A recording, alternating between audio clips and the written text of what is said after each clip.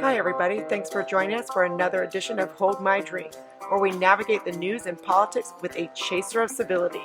I'm your host, Jen, inviting you to grab your favorite beverage, sit back, and imagine with us how to create a new American identity together. Welcome to this week's Hold My Drink podcast. Today, I have with me the writer Steve Peters.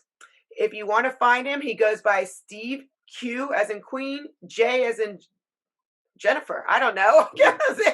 Steve QJ on Medium. Also on Twitter, it's at Steve, but it's STEEV QJ on Twitter. And he's really been making a splash lately with a lot of writing on the anti-racism and critical social justice movement. Of course, I have my co-host with me, David Bernstein. And before we get started, the first question is always, what are we drinking for this conversation? Steve, you are in a later time zone than us, so I hope that you've got something more fun than I know that David has. What to drink? Yes, do you have anything fun to drink? I actually wasn't. I was about to make a cup of tea, and I realized I was running late. I was running late, and I didn't make one. So this time difference mistake has made me not have a drink at all, and I don't know who to blame.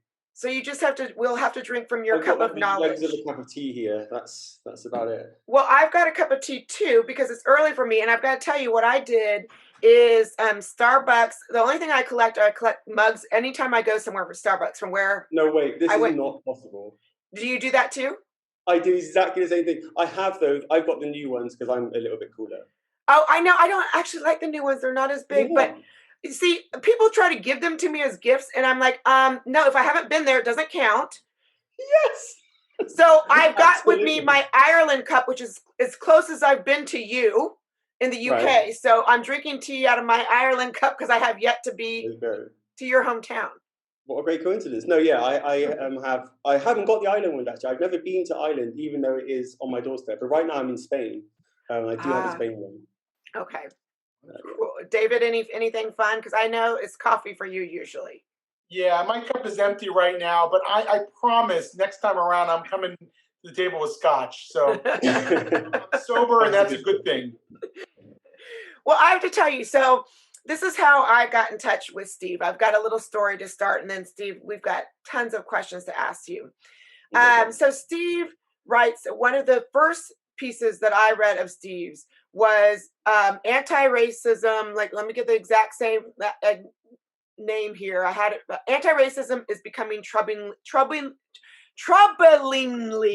That's actually a really hard word. Troublingly racist. And I have to tell you, Steve, yeah, I'm on Medium. I'm a writer too, and I'm in the same kind of space as you are. But it was my father who sent me your piece. And I just want to tell you a little story about that, because I think this is a good segue into our conversation. So my father is clearly, if you're watching us on YouTube, a white male. and he's a boomer. That's the term that we give our older white generation here. But he's an Air Force pilot, and he went to the Air Force at the same time as they first allowed Black airmen in. And so his best friend was a guy by the name of Ike Payne, who was one of the first Black, they call them the Trailblazers, Black Air Force cadets, and he was a test pilot with my dad too. And so my dad has stories from that time and so I grew up with this family. This is what I knew. And my dad has stories of racism where they would go into bars, and granted, again, this is back in like the 50s, 60s, whatever, or 60s for college, and where Ike would not be served. And my father and a few of the other colleagues would say, well, you don't serve him, we're leaving, right? And so he's seen racism firsthand. But Ike was the kind of guy that he nothing, you didn't say no to Ike, right? And so this is my dad's best friend. And so my dad, as an older white male reading stuff on Medium, he's confused. And I think a lot of people are, because all of a sudden here's this man who fought racism back in a time where it was very apparent in the United States, by, I mean, his best friend. That's, you know, that's all he knew, and now he's confused because as a white man, he's, you know, all of a sudden turned into the, you know, he's a demon. And so all that to say, he's the one who sent me your very first piece, and then I read from there, and there's several other things I want to talk to you about. But I mean, it was like he goes, "Finally, Jen, finally, this I understand. Steve, Yeah. I understand. Like I understand that there is racism. I don't understand the way we're talking about it today." And then I know that you got a huge response from that piece, and you wrote Yeah. a follow-up piece called "The White People in the Comments," which is another brilliant piece. And I'll link all this in my podcast notes. But I would just love to hear from you. Like, what were you thinking when you wrote that? What has been the response? And where are you now? Well, yeah, I mean, it's been interesting to say the least. Writing on Medium's been weird because I started writing on Medium pretty much exactly a year ago. And I wrote about all kinds of different things. And then every now and again, I did a lot of reading, of course, as well. And so I read a lot of these articles on race that you're talking about. And they weren't confusing to me, they were just infuriating.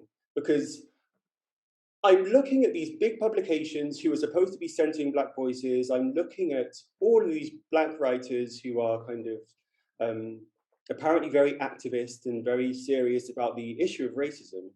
And I'm like, why don't any of you, like not a single one of you, represent me? Why don't I hear what you're saying and feel like connected to it? From any of you, why is it that everything you're saying just feels so wrong and so divisive and so backwards to me? And why are these publications putting this stuff front and center? Why is it that every time I go onto the homepage, my feed is dominated by this stuff? And so I thought, okay, I'm going to write about race a little. And so I did. I wrote a couple of articles last year about race, and they just went nowhere. No one really read them or said anything about them. I'm like, okay, great. I guess this is just the way it is with Medium. I guess this is just the way that people talk about race here, and no one's really interested in a different perspective. And the first piece I wrote, actually, which got any traction, was a different one. It was called "I Just Discovered I'm White," and it was kind of just the overflow of frustration. So I commented on somebody else's article. I mean, I can't remember what her name is now, but she'd written a very popular article about race. And it was basically challenging that trope of if you are accused of racism, don't fall back on the, oh, I have Black friends defense. So, you know, if someone does that to you, you're supposed to ask further questions. And she said, there's this litany of questions that you're supposed to ask a white person. So I have Black friends. And they were ridiculous. They were so ridiculous. And the thing about it was, I commented in my response to her, look, the majority of Black people can't answer these questions yes. What you're asking is preposterous. You're asking people to be willing to die for your cause. You're asking people if you've made sure that their children's friends have Black friends. I mean, I'm not exaggerating. This is actually what was written in the article. And she blocked me. She didn't respond. She didn't say anything. She just blocked me. And I'm like, okay, I guess that's the way it is. And then a couple of days later, I read another one talking about white privilege. And this is by an author who I'm not going to name drop her, but I cannot stand this author because I just feel like everything she says, I'm very suspicious of a lot of the stories she tells, first of all. Like everything that she writes is just a kind of another, oh, life is so terrible for me, and my life is a constant procession of oppression, which I don't think is true of really any Black people today. But she also has this view of white privilege, which is if I'm white, then I would immediately be treated wonderfully by everyone. I would immediately get every job I applied for. I could walk through life easily. Everyone would want to date me. And there's no problems in my life if I was white. And so I wrote this article just in response to those two incidents. I was like, I can't stand this. And so I wrote this sarcastic thing saying, oh, wow. When I look at this article, I realize that I qualify for white privilege by all the measures that she's listed here. I must be white myself and just not have realized it. And then that falls into place why this woman blocked me, because I'm a white guy talking about racism. And of course she's going to block me. And so I wrote this kind of satirical piece, and that kind of blew up. Not really on Medium, but on Twitter. A lot of people found that on Twitter, got linked to by a few quite high-profile writers. And so that was my first, so maybe I can actually write honestly about race, and even if Medium doesn't really pick it up. someone will. People will read it and understand that there is a beacon of sanity out there somewhere in the race conversation. And then I wrote a bit more. I ended up writing about politics. Some of those pieces got quite popular as well. And then I was like, you know what? Like, I want to write about this because I'm sick of them. I still wasn't seeing any kind of counterpoints to these voices. And so, yeah, I wrote a few pieces. They got increasingly popular. And then the piece you talk about, anti-racism is becoming troublingly racist, that absolutely blew up. And what I think was really interesting about that piece was that it blew up. Like, everybody agreed with it. Everybody. So I had writers in the comments for that piece congratulating it, who I had specifically in mind when I was saying, you people who write about race. I was thinking exactly of them, and they were in my comments saying, "Oh, this is such a great piece." And it was funny because they got pushback in my comments from other people saying, "What are you talking about? Why are you saying this?" You know, but it was kind of like this thing that somehow hit that perfect spot in the middle where everyone could see how problematic some of this stuff was. And it was really great. It really kind of emboldened me to say, okay, so actually, if I get this right, first of all, Medium isn't kind of running some conspiracy where they're suppressing the message. It's just a question of getting the message right. And I can actually talk about this. And of course, I'm very well aware that the color of my skin insulates me from a lot of the dismissal or criticisms that I would otherwise face. So it kind of puts me in a unique position where if I kind of get the message right, I can actually talk about something in a way which I think, well, which is clearly resonating with a lot of people and gives us a path to move forward, to make progress, rather than just to build more and more resentment, which is really my ultimate goal. You know, I just think the goal of ending racism is really important to me, and what I'm confused about, probably in the same way as your dad is what are you guys aiming for? Like, what's your view of success? What's the world you want to create? And how is the divisive, bitter, petty writing that you're putting into the world, how is it bringing us any closer to that? Because if you can tell me somehow what your grand strategy is, that this stuff is going to heal this divide and get rid of this prejudice, fantastic. If you can succeed at it. But it just seems so obvious, and not just to me, but to you look for your comments and you can see how obviously divisive and counterproductive it is. So yeah, that's what happened. Then from there, obviously, I've had a lot of contact from different people wanting to talk about books, all kinds of different things. So that's all kind of bubbling away in the background. But yeah, it's been a big response, and it's been wonderful. It's been wonderful to have an opportunity to talk about something which I think is really, really important. So, thank you. I really appreciate that. So you're from the UK, you're in Spain now. How has vantage point affected the way you look at race in the United States, where a lot of this conversation is unfolding? I'm assuming that many of the writers that you're talking about are American-based writers who grew up in the United States. How has your vantage point? I mean, we're in an age where we talk about standpoint and lived experience. Has your lived experience and standpoint as a Black person in the UK or in Europe affected that conversation? Well, so I have family in America. Well, actually, some of them are old now, so some of them have died. But I grew up visiting in America a lot, and for the past almost 7 or 8 years now, I've been pretty much homeless in the sense that I travel now. So I spend almost all of my time just moving around the world, visiting different places, visiting different cultures. One of which is America. I spent a lot of time in America in that time. It's been very, very interesting for me to see how race is perceived in different parts of the world. I've been to over 50 countries, and seeing how race is treated in different parts of the world, how Black people are viewed very, very positively and very, very negatively, depending on where you are. And for me, the issue is always the same, I suppose. Like the fundamental issue is not that there's a special breed of this prejudice or a nationalized breed of this prejudice. People think, actually, this is a really interesting point. I think it goes way beyond even this prejudice. It's the question of tribalism. It's the idea that we can separate ourselves into groups based on X, Y, or Z criteria, and not on A, B, or C criteria, which we could also choose but don't. And we decided that X, Y, and Z are super important.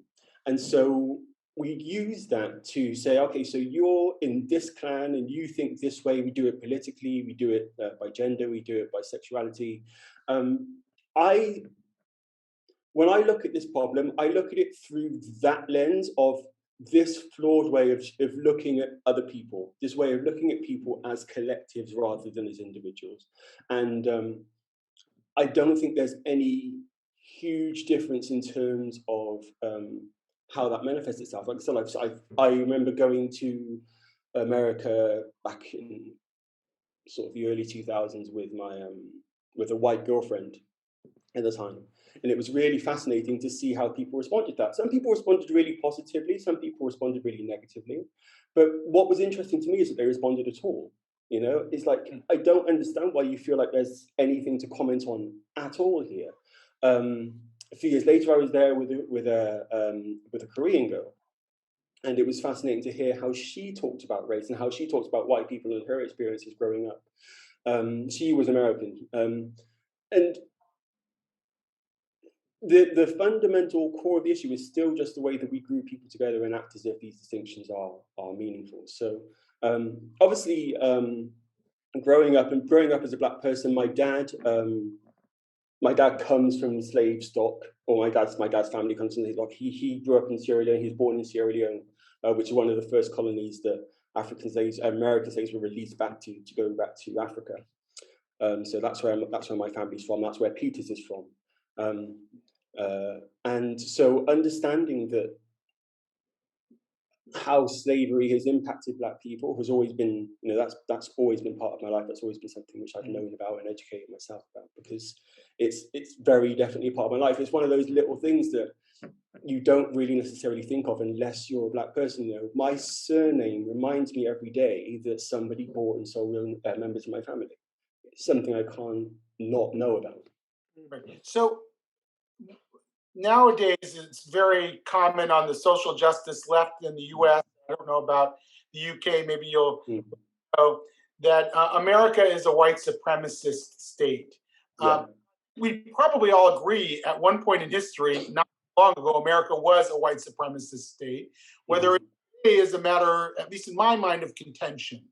And you wrote something that made me think about this more deeply, that that sometimes when you make a generalization like that, it prevents you from actually diagnosing a problem in a more granular way that may actually be more helpful, that may make you on the exact precise issue of racism that you might be able to address. But when you talk about it in these grand terms that America is white supremacist, it may make you stop at that level of analysis that's actually less helpful to solving the problem.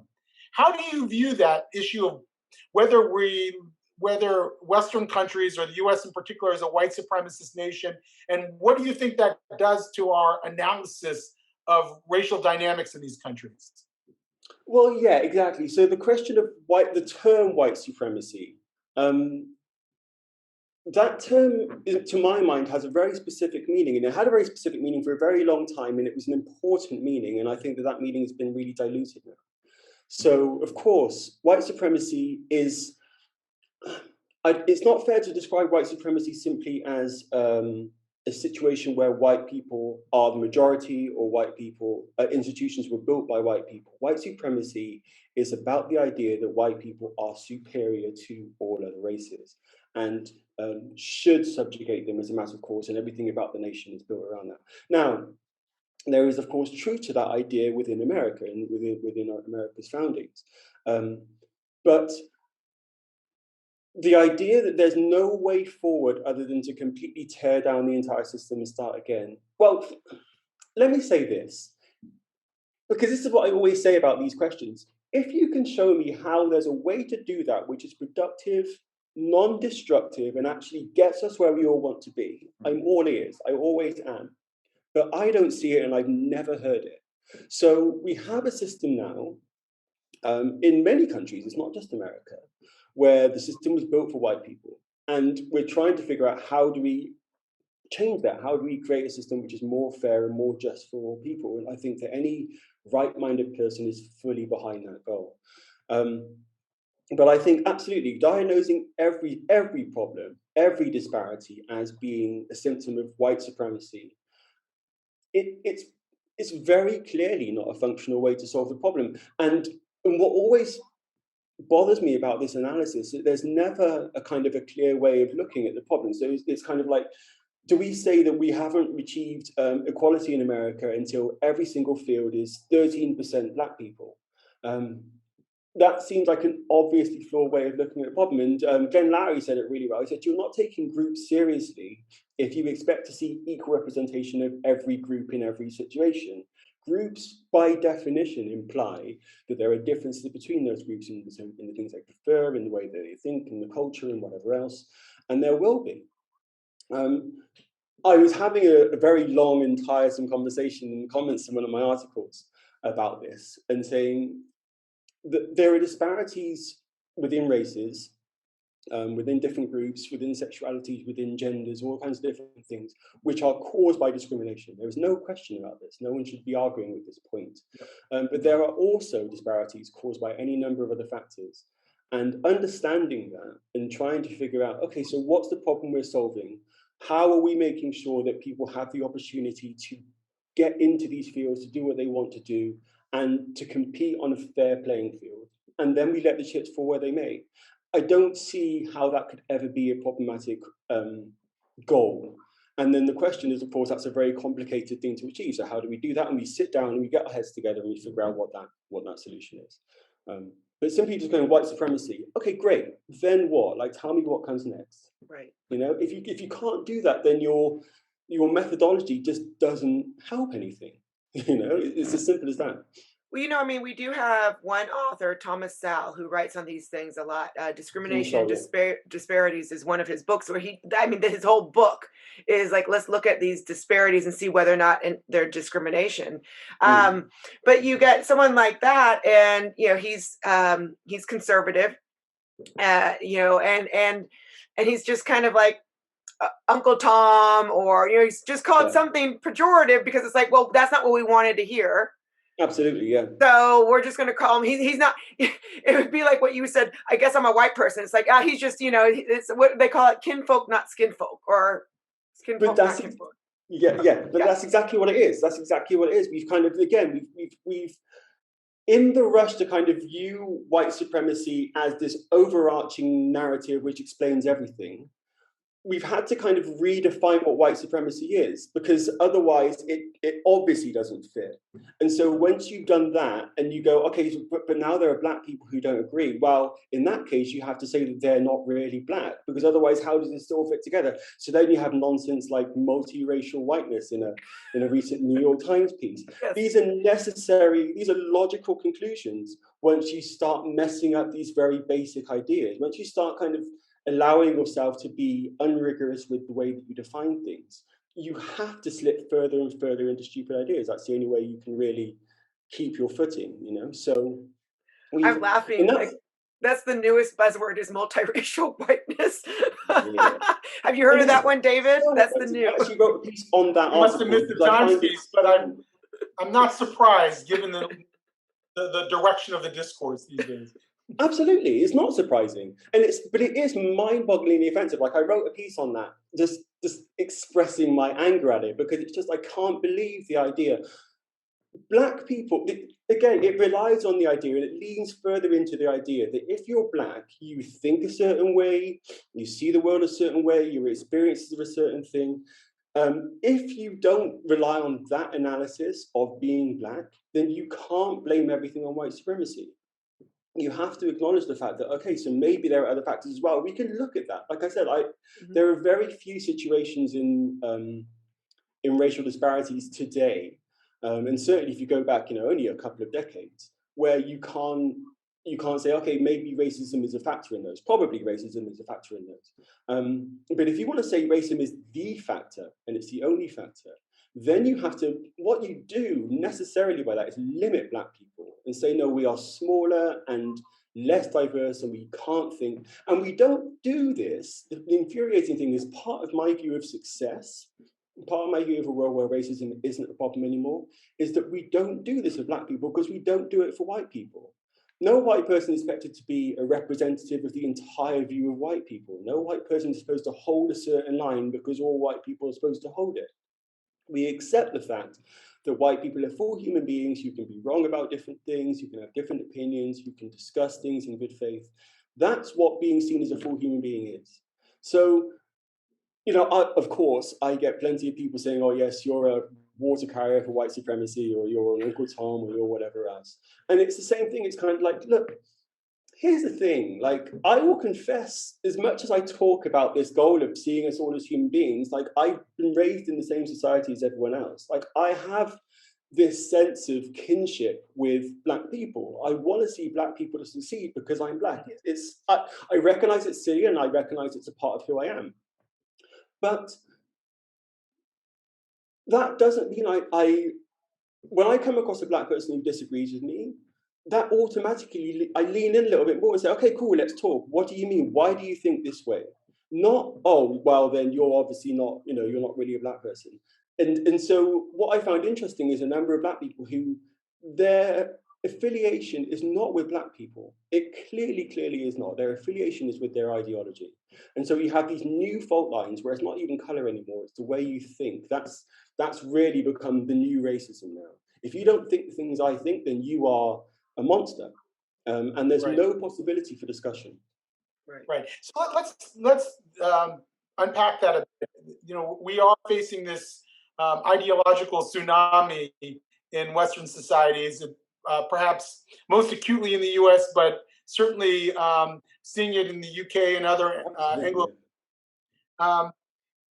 You know, I've been asking myself, okay, what is this? And there it seems to be there are two basic ideas. One is that that biases are embedded in structure. That's one aspect of it. And the other is standpoint theory, that only the person being negatively affected by the structure has the insight and the lived experience to be able to talk about it and define it. And it's important because I think we probably agree that bias can and often is embedded in certain structures. Let's break that down and figure out how and when and what other factors might also exist alongside of it. But you can't have that conversation because that second pillar of critical theory, which is standpoint theory, prevents us from actually having an open conversation. It tries to silence any other explanation for reality or any other explanation for disparity. How do you deal with this standpoint epistemology that is now making its way through the academy and obviously even in the everyday thinking of people that we come across on Twitter or wherever else? Well, again, this is something which I think is a new style of racism. It's just this neo-racism where we have this idea that, okay, so you have an experience and it's different to mine, but because you are in X category, it is impossible for me to understand it. We're no longer fellow humans. You are a different category of human being whose experience I can never touch because you live in this alternate reality. And for me, that's, first of all, absolutely and obviously false. But second of all, continues to separate us. Now, there are experiences about being a Black person which a white person will not naturally think of, will not naturally appreciate. Of course, that's true. As I said, you know, I was thinking about this. I was talking about this recently, and that really struck me. The fact that just something as simple as my surname. My surname says something about my history in a negative way, which is just constantly ever present in the back of my mind. That's something which a white person, it just might not occur to a white person until I point it out. Oh my God, that's true. That's really interesting. That must be a really interesting thing to live with.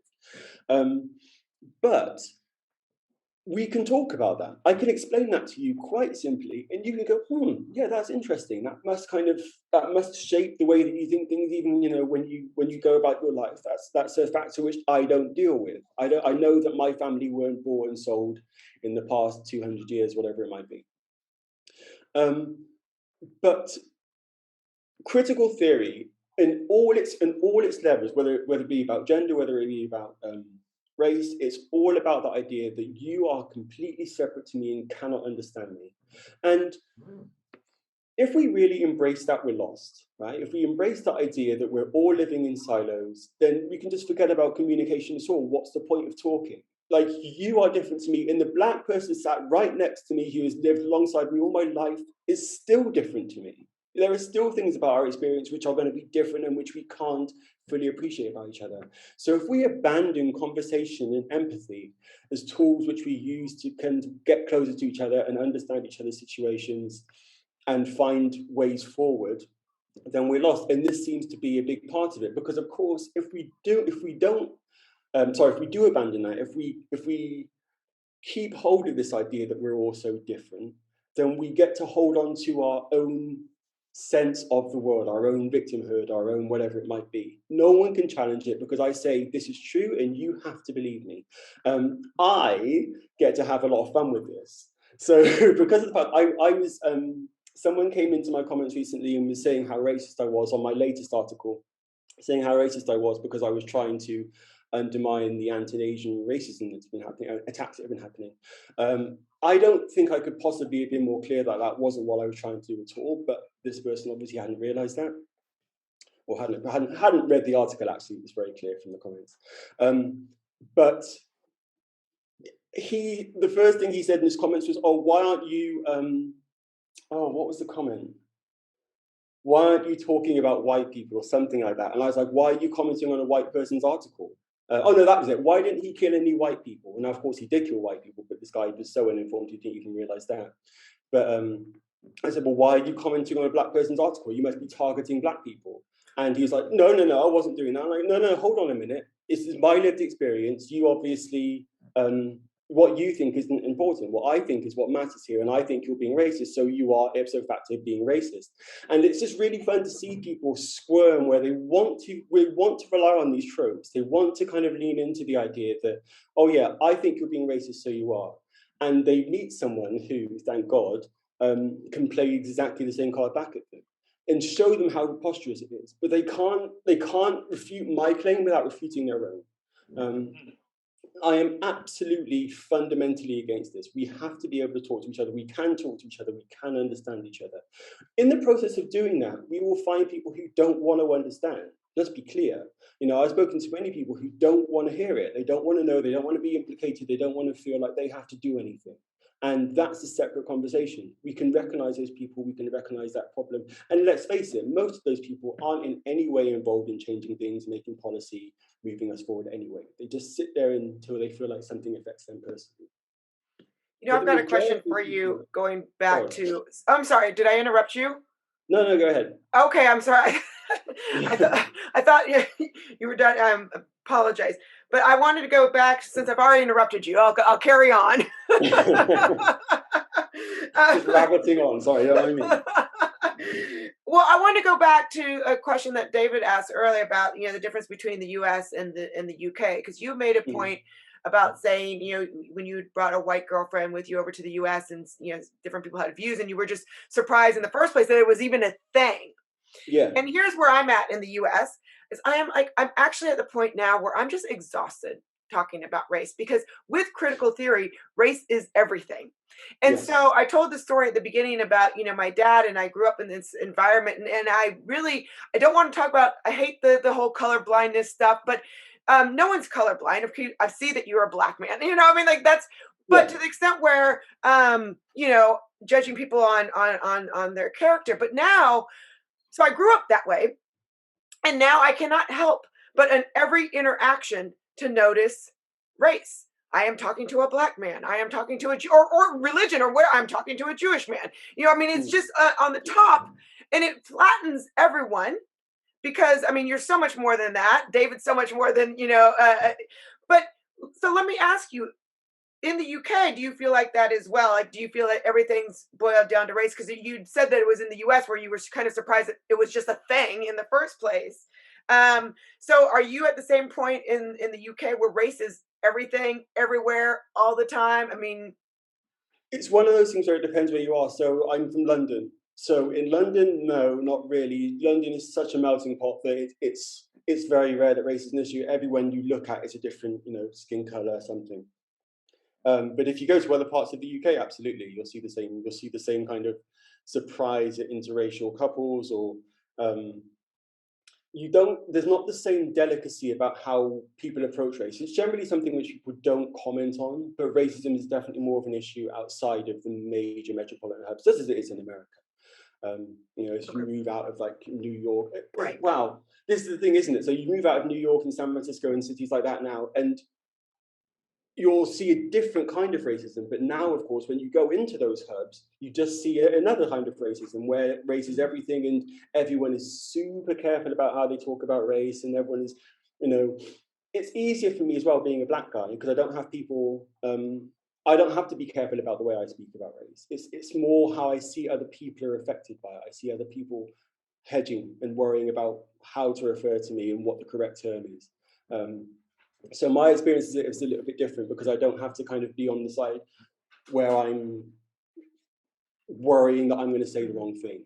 And again, that's frustrating. Like, I don't want people to feel like they can't just speak. Like, we don't want to, what are we creating? We don't want that society where people are kind of like, oh, how do I talk about you? And for me, that's a big deal. Like, I remember always being curious about why is it that the issue of the color of my skin is something that we have debates about how to refer to? Like, what is that? Why is it that it's such a sensitive issue that you have, if something is bad, right? If someone's got like a massive pimple on their nose, you're careful. You worry, how do I talk about this without offending them? Or what do I say? Or do I just ignore it? What do I do? That self-consciousness, I don't want that applied to the color of my skin because I don't see it as a bad thing. It's not a bad thing. And so every layer of concern to me feels like you're saying, oh, there's something wrong with you. And so no, I want the exact opposite. You should feel completely free. Just refer to me. I'm a black guy, no problem at all. I had a guy in my comments saying, he was being very complimentary, but he was saying something along the lines of a guy who is clearly non-white who appears to be a male. And he wasn't being sarcastic. He was just kind of like, I don't want to say something which is going to offend you because I'm on your side. Right. Right.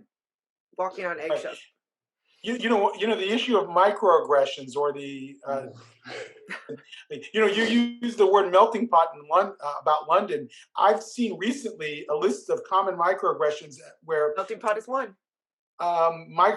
Melting pot is one such microaggression. So there. Oh, I'm sure.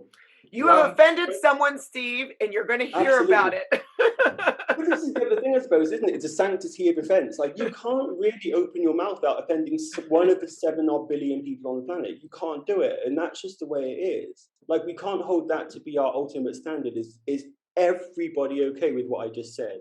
And again, this is the erasure of the idea of intent, right?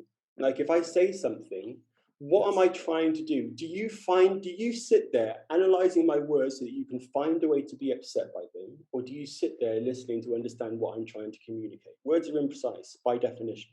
So again, it's all of these attempts are being made to stifle conversation to a point where it's meaningless. And I just think that is an end goal we can't support, surely. That's an end goal which is obviously disastrous for everybody. So, right. So yeah, microaggressions are a perfect example of that. It's kind of like this changing landscape, which I didn't know. I didn't know that was a microaggression. And it's kind of like, how am I supposed to keep up with this? If I'm really, genuinely, I'm a good person, of course I don't want to hurt anyone's feelings. How am I supposed to keep up with this? And if the price for making a mistake is that I'm kind of immediately branded a racist or whatever it might be, then of course I go silent. Then I just say, okay, I won't say anything at all then, which is what vast swathes of people are doing. And we don't need people to check out of this conversation. We need to have these conversations because that's how we're going to move forward. But then we can't make the cost of joining those conversations censure. We can't do that. So one of the things that we talk a lot about is the nature of diversity training in the workplace or in university or even in K through 12 education. We've seen white fragility and how to be an anti-racist become sort of canon texts within diversity circles. And there is some pushback. Sometimes it's not always heard in the corporation itself, but they'll come and call an organization like Counterweight, which both Jennifer and I are involved with, and say, "I'm Yeah. not happy being told what to think." How do you do this, and are there other ideas? How would you do diversity in a organized setting? My top priority in that kind of environment, which seems to be the exact opposite, would be to enable conversation. Like that's the top priority, right? Is to allow people to speak without fear, without shame, um, about what they think, about what they feel, to get that stuff out in the air and then deal with it and then discuss it. Let's find out where the problems are. Let's find out what we think is unfair, is fair, is reasonable, and really tackle those issues. It's obvious that we can't have a situation where we just expect adult human beings to accept an ideology wholesale and follow it. They will. People will do that out of fear and out of obedience. But in the end, it won't work. In the end, what you will necessarily do is create people who rebel or who hold deeper resentments, which will eventually spill out at some other point. And frankly, a lot of these ideas are just flat out obviously wrong. And so we need to be able to sit down and have a real conversation about them. Now, I think, as I said, there are things about the Black experience which white people won't know and they won't appreciate because they haven't been a part of that experience. And so part of, I think, moving to a society which is more even for everyone is to say, okay, let's have a conversation where you listen to this perspective and then we're going to talk about this perspective. And we're going to discuss why you might disagree or why you might feel threatened by it or accused by it or wherever it might be. And we're going to have an open conversation about it. The price for inclusion in that conversation is not silence or obedience or wholesale agreement. It's just that you talk honestly and we can have a discussion. And then maybe that discussion carries on for plenty of time after this meeting is over, because of course it needs to, right? It can't just be that you're silenced, and you're intimidated into silence. But yeah, I think that's really the biggest change I would make to the way that I see a lot of these things being approached is, hey, let's talk about them. I mean, when you're going in and actually sort of giving people advice, what are you seeing? Like, how are they talking to people about how to move forward with these issues in the workplace? Yeah, yeah. Well, I think there are some people who would just like to opt out.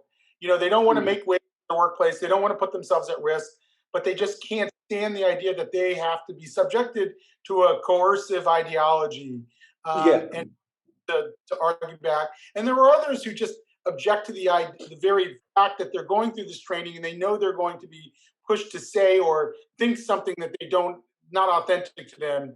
Yeah. But we find that sometimes when we do push back, we equip the person to push back in a thoughtful way that they Yeah. can actually get their workplace to rethink it. And one of the concepts that we talk a lot about, Jennifer and myself and my business partner as well, is viewpoint diversity, where if you include that as one diversity, it can neutralize that ideology, because now you have to respect my perspective and my ideology, not just my skin color, or my gender, or my sexuality. On What you that said there is point, just, oh, sorry, go on. no, please go ahead, Steve. I was going to say what David just said there is so important. I think that the idea of being able to push back compassionately and with respect and with understanding of what you're talking about. I think that one of the things I see a lot of people on the kind of the non-woke side of things, the mistake I see them making is that they are too quick to jump to ridicule or anger or just, oh, you people or whatever, you're so racist and stupid. I don't necessarily disagree with them sometimes, but the point is that's equally unlikely to work. Right. Like, I think that the way to make progress is that we actually understand these things in a way that we can talk about them compassionately.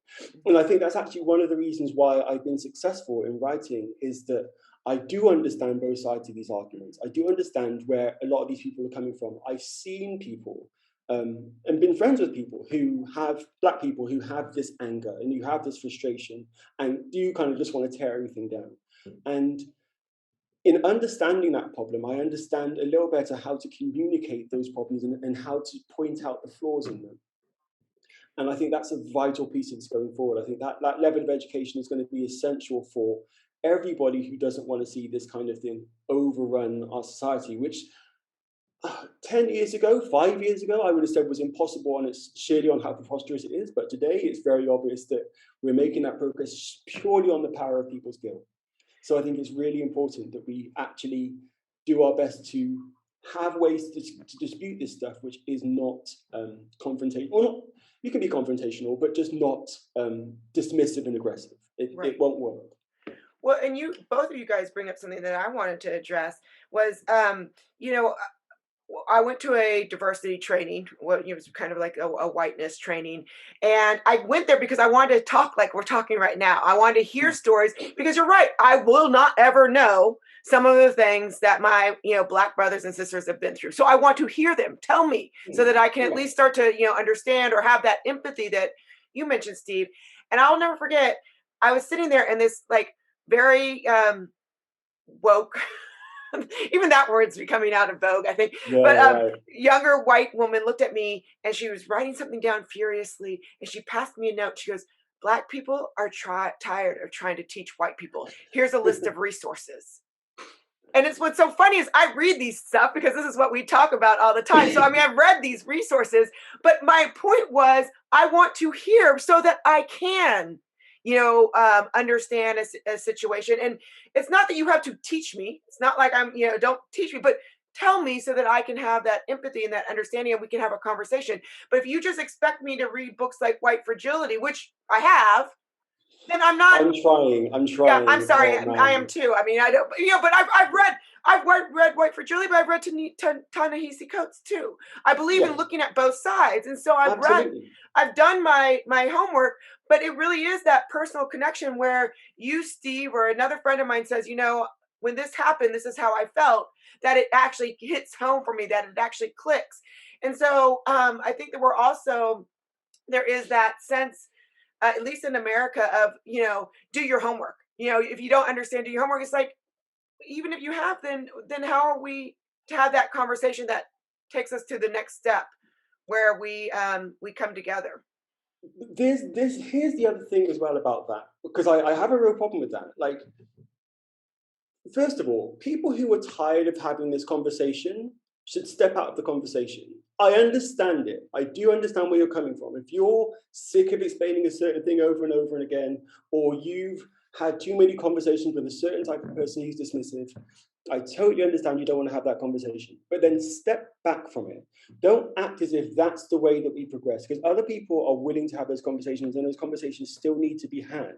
Like, there are a lot of people on the planet, and not all of them have heard the same things that you've been saying. So if you don't want to say it, you don't think it's important enough to say. Like, there are plenty of times when I have conversations and I really don't want to say the same thing I've said before, but I understand this is an important enough issue that I need to repeat it, so I will repeat it. But second of all, this whole idea of doing the homework, Black people are human beings. We are not homework. We are not a thing which you just go into a library, read a book on, and understand. Right. We have a whole range of experience. We have a whole range of thoughts. And the only way you can really get a good cross-section of those is by speaking to many of us, asking us how we feel, reconciling in your mind that our thoughts are different, and finding a way to build a cohesive way forward. That's the work, So the idea that you're supposed to sort of hand out a note saying, "Oh, we're Black people." What do you mean Black people are? What do you know about what Black people are? What are you saying?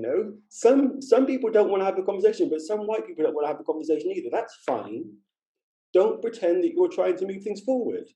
Like, we can't move things forward on a platform of silence. We have to talk. And that means that, yes, we're going to have to repeat ourselves. We're going to have to put out reading out there for you to read. I'm a writer, but I can say to someone, "Hey, go and read this article I wrote. This explains my thoughts about this." But similarly, I understand that not everybody's going to do that. In fact, far few people will go seek out my writing and read it, then will sit there with me and talk to me. So again, if I think this issue is important enough, I have to do it. But yeah, that maybe we'll touch more on that later. But that's something which really bothers me, that whole kind of saviorism of, "Oh, this is what Black people want," says a white person. Says a white person. Yeah, exactly. And that's what made me. I was like sitting there, and I went there specifically to hear Black voices, and I end up hearing a bunch of white voices, and they're coming out as allies. But I'm kind of like, that's, to me, if I was Black, I would see that more as racist, where you're speaking for someone where you've never had that experience. Anyways, that's why I think this term neo-racism is so perfect. It's kind of like, actually, I'm writing on this topic at the moment. It's the idea that there's this socially acceptable racism now, where we have the racism which is kind of widely agreed to be unacceptable, and even, you know, woke, not woke, no whatever else, most people will point to something which is the old style of racist and say, yes, we shouldn't be doing that, that's awful, no, we're against that.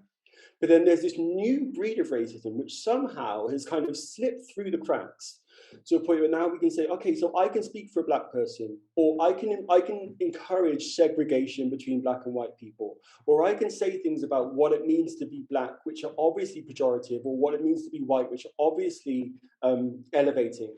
And not only is that not racist, or not negative at least, but it's actually something which earns me virtue points for doing, you know? And it's the most infuriating thing, because the way that I see that is just extra work that we have to now undo to get back on course. You know, all of this stuff is taking us further away from where we were in terms of race discussion.